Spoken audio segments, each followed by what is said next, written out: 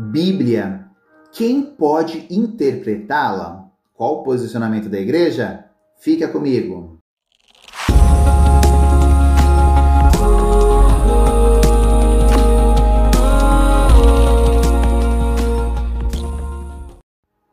Em nome do Pai, do Filho e do Espírito Santo. Amém. A nossa proteção está no nome do Senhor, que fez o céu e a terra. Glória ao Pai, ao Filho e ao Espírito Santo, assim como era no princípio, agora e sempre, e por todos os séculos dos séculos. Amém. Santa Maria, Mãe de Deus, rogai por nós.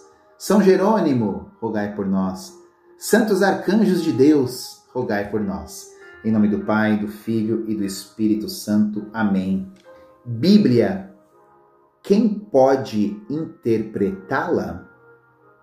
Qual o posicionamento da igreja sobre isso?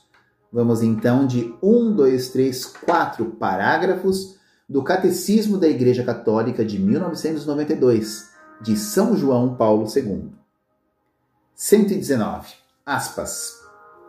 É dever dos exegetas esforçar-se, dentro dessas diretrizes, por entender e expor com maior aprofundamento o sentido da Sagrada Escritura, a fim de que, por seu trabalho como preparatório, amadureça o julgamento da Igreja. Pois todas essas coisas que concernem a maneira de interpretar a Escritura estão sujeitas, em última instância, ao juízo da Igreja, que exerce o divino ministério e mandato de guardar e interpretar a Palavra de Deus. Isso está lá em Dei, fecha aspas, está lá no Dei Verbum 12. Parágrafo 85. O ofício de interpretar autenticamente a Palavra de Deus escrita ou transmitida foi confiado unicamente ao magistério vivo da Igreja, que são os papas e os bispos em comunhão com ele, cuja autoridade se exerce em nome de Jesus Cristo, isto é, foi confiada aos bispos em comunhão com o sucessor de Pedro, o bispo de Roma. 95, agora com foco no magistério da Sagrada Tradição.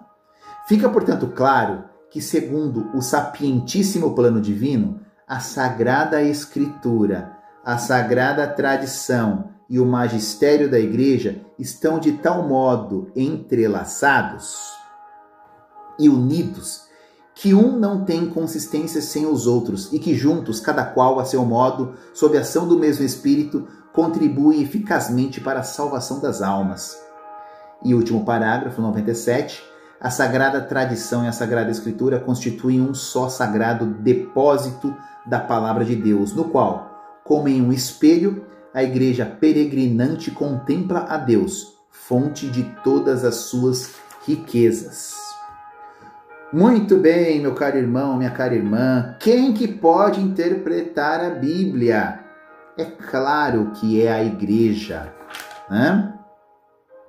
Ela tem o mandato de guardar e interpretar a Palavra de Deus. Mas ela também conta com o apoio dos exegetas. Quem são os exegetas? São aqueles que analisam, que interpretam, que estudam a Sagrada Escritura, mas no modo de contribuição do amadurecimento, do julgamento da Igreja sobre a Sagrada Escritura. Por exemplo, os teólogos. Os teólogos, eles podem sim. Muitos teólogos são exegetas. Tem esse trabalho de análise profunda da Escritura, de estudar a contextualização, a época, por que foi escrito, o que estava acontecendo naquele momento, e trazer este resultado para a Igreja. Porque é a Igreja que tem a guarda, né? A guarda, o mandato de guardar e interpretar a Palavra de Deus. Porque Deus confiou isso unicamente ao magistério vivo da Igreja. Jesus deu a chave e foi para Pedro. A Igreja, o primeiro bispo dela, o primeiro papa foi Pedro. Pedro, eu te darei as chaves do reino dos céus.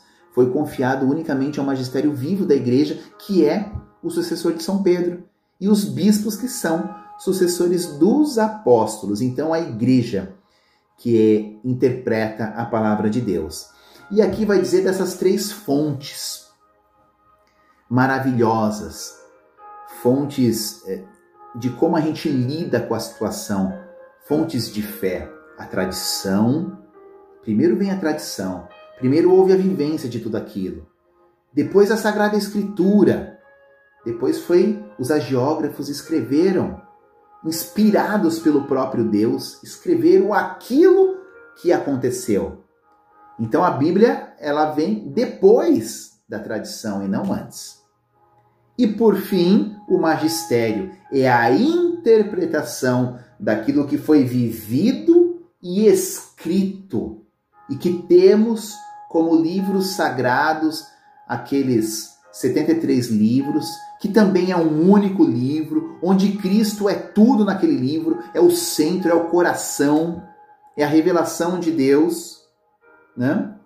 E quem vai interpretar isso é o magistério, é o Papa e os bispos. E nós, cristãos, aprendemos e vamos tendo a experiência de se relacionar com Deus por meio da escuta da palavra, da leitura da palavra.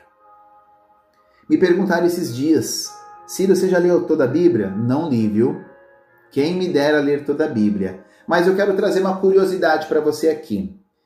Você sabe, isso vai ficar para uma próxima catequese, que a igreja ela tem um formato litúrgico, de leituras da palavra de Deus, chamamos de ciclo litúrgico, que é constituído em 3 anos, ano A, ano B e ano C. Cada ano é dedicado a um evangelista, né? Ano A, Mateus, B, Marcos, C, Lucas. Temos 4 evangelhos. João não tem um ano dedicado a ele, mas é lido João nas grandes solenidades dentro desses 3 anos. Mas o fato é que, na organização litúrgica da igreja, se uma pessoa for na missa todo santo dia, durante 3 anos, ela meio que pode bater no peito e falar assim: eu já ouvi toda a palavra de Deus. Porque embora não esteja dentro dos 3 anos do ciclo litúrgico de Gênesis 1:1 ao último versículo de Apocalipse, mas tem, embora não tenha desta maneira que eu coloquei, né, toda a Bíblia, mas vai ter nesses 3 anos as principais passagens da Escritura que levam para a revelação, que levam para o coração da própria Bíblia, que é a pessoa de Jesus Cristo. Então quem vai na missa todo dia durante 3 anos pode bater no peito e dizer o seguinte: eu já escutei toda a palavra de Deus, ou as principais passagens, né, da palavra de Deus, que pavimentaram desde o Antigo Testamento, foram pavimentando por meio das profecias a revelação de Deus, a encarnação do Verbo de Deus, a pessoa de Jesus Cristo e o grande coração da Escritura, que é o evento da paixão, morte e ressurreição, que abriu a mente da compreensão da própria Escritura por meio deste mistério de amor que foi a morte do Filho de Deus. Tá bom?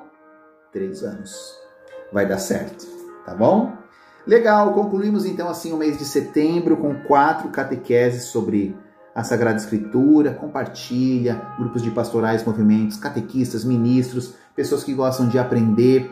Lembrando que eu não estou aqui para te ensinar nada, quem está te ensinando é o catecismo, eu só estou trocando uma ideia com você, de maneira humilde, com força de vontade, para a gente aprender junto, tá bom?